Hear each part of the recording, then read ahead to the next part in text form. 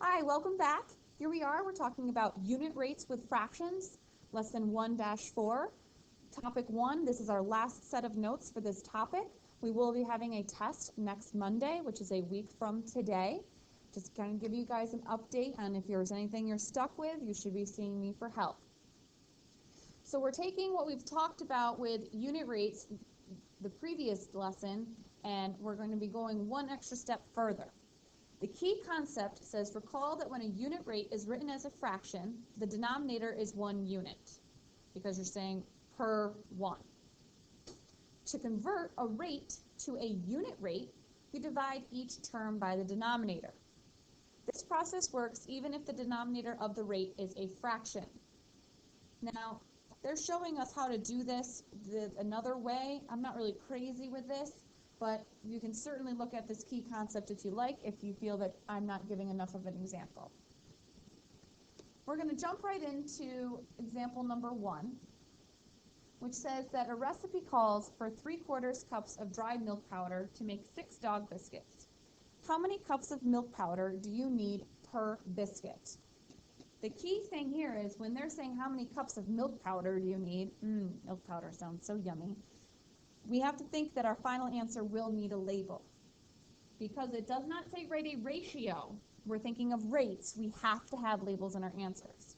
Sometimes I understand those labels can get in the way, so if you want to write in words again what it is we're comparing first, that might help us. So we're comparing cups to biscuits. So I will start with the 3/4, all divided by the 6 dog biscuits. Again, I can put the over 1. We're going to multiply by the least common multiple of these two terms, which is going to be 4. I cross cancel the 4s. I arrive at 3/24, but I need to reduce that to end up at 1/8. And again, we can't just say 1/8. It's 1/8 cups per, you can either use the slash or the word per, biscuits. You have to have all of that for your label. Example number 2 says that your dog eats 7/8 pounds of food in 4 meals. How much does your dog eat per meal? So I'm thinking to myself, how much does your dog eat per meal? So how much is he eating? Well, it's by pounds per meal. I like to put the slash where the word per is. Again, we're comparing pounds to meals. So 7/8 all over 4 meals. Multiply by the least common denominator of the two terms. 8s cancel out, leaves me with 7/32. Again, this is a unit rate, so I have to have a label. It's 7/32 pounds per meal.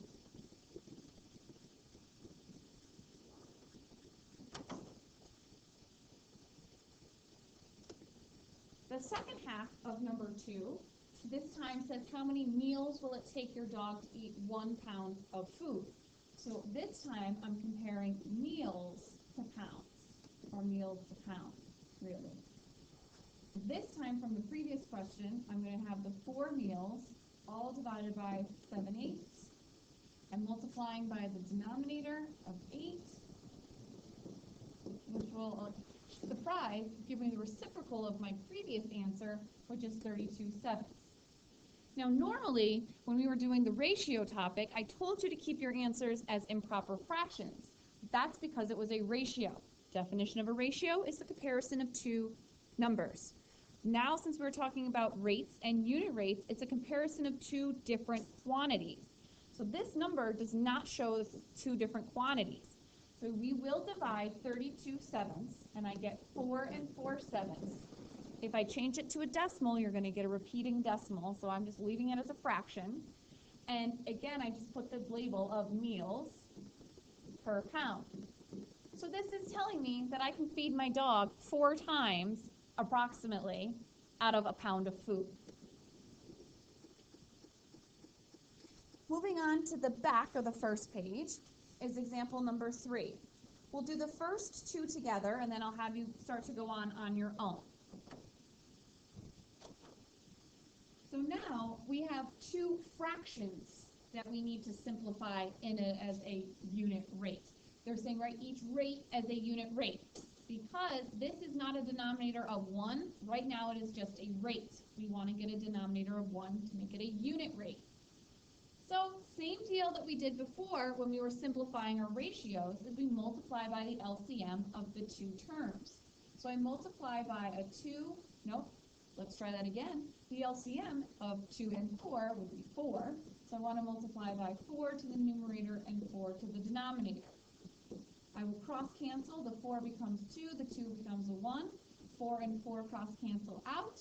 So that just leaves me with 2. And it's 2 miles per hour.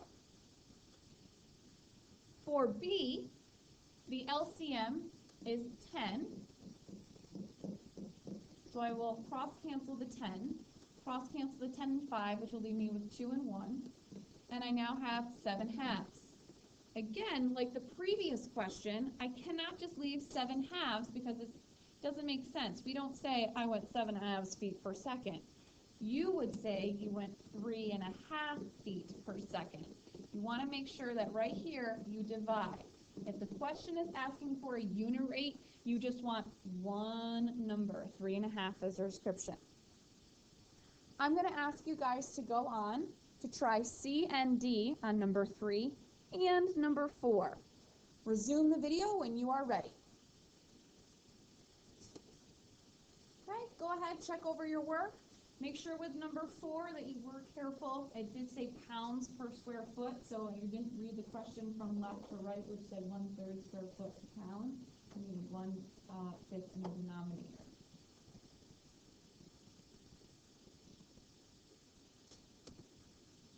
Moving on to question number 5. This one is similar again, except for we are going to be finding 2 unit rates and then comparing them. Also, they're throwing in our good old friends, the mixed numbers again, and we just deal with those by converting them to improper fractions. So it says you ran 3.5 miles in 3/4 of an hour. Your friend ran 1 2/5 miles in 1/3 hour. So which of you ran faster? So we need to make sure we keep our work separated. We're comparing you and your friend.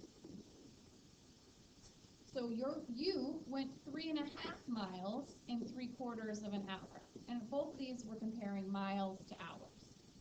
So I will change this to 7 halves and 3/4. Multiply by the LCM of the two terms, which will be 4.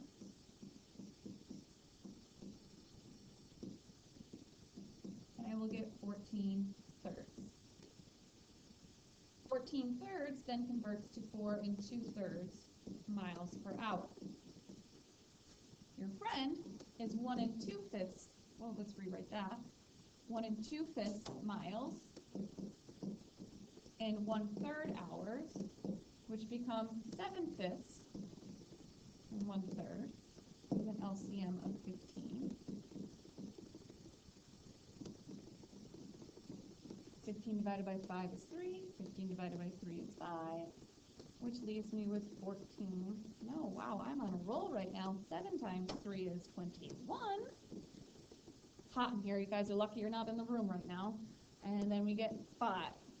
So 21/5 will reduce down to 4 1/5 miles per hour. So just to show you, if you wanted to write miles per hour instead, that's fine. Since both of these are in 4 is the whole number, we're really going to compare 2/3 and 1/5. We can change both of these fractions to decimals if we'd like, but I can also show you a quick shortcut. I don't really like to use the word shortcut, but when we talked about cross multiplication, we did talk about cross products. So if we compare the cross products of these fractions, it will actually end up telling us which fraction is larger. So if we multiply the 3 to the 1, that gives us 3. And if we multiply the 2 to the 5, that's going to give us 10. And since 10 is larger than 3, we know that the fraction 2/3 is going to be greater than 3. So who ran faster? You did. I'm going to have you guys go on and try number 6 on your own. Resume the video when you are ready.